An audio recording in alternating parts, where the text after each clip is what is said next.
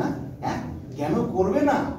এই যে তুমি সারাটা দিন বাছুর ছানার মতন আমার চৌপট ঘুরে বেড়াও, আর তুমি স্পর্শ আস্বাদন এসব কিছুই বোঝো না। না বুঝলে কি আমি তোমার মিথ্যে কথা কি বলবো নাকি? এইটি বলার জন্য বলে না শিবের গলি।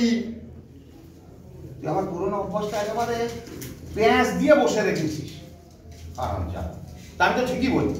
এই শিবের গলি, কামালপুরের কামদেব, তার চতুষ্পাটি পাঁচ দুয়ারে ঘুরলে একটু বুদ্ধির কান মাথা খোলে তো নাকি?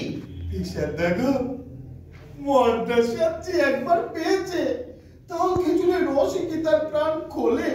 তুমি মাঠে খুললে তার থেকে ঢের বেশি শিখতে পারবো গো।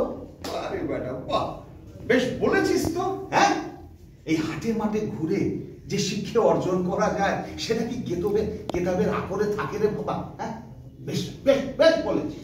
বলি আমি কি এখানে ঠায় দাঁড়িয়ে থাকবো? না গুরু শিষ্যের যে পরিমাণ জ্ঞানের চাপানুতর চলছে। এটা কিন্তু তুমি ভুল বললে। এখানে কেউ গুরু নই, এখানে কেউ শিষ্য নই, আমরা সকলে সন্ধানীর। ব্যাস আবার বাংলা ছেড়ে আরবি ফার্সি শুরু করলো। আরে আরবি ফার্সি নয় রে পাগল, আরবি ফার্সি নয়। এই যে ধর না, আজকে আমরা যাকে কিছু শেখালাম, কালই যদি তার কাছ থেকে কিছু শেখার মতন পেলাম, তাহলে কেউ শিষ্য থাকলো? হ্যাঁ থাকলো।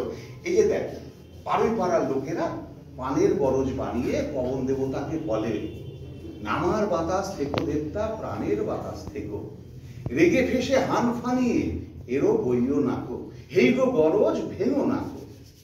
শুনিস শুনিস তোরা সেই সব গান? আমার আর খেয়ে দে কাজ নেই, আমি এখন বাড়ি পাড়ায় গিয়ে বরজ পাহারা দেবার গান শুনি।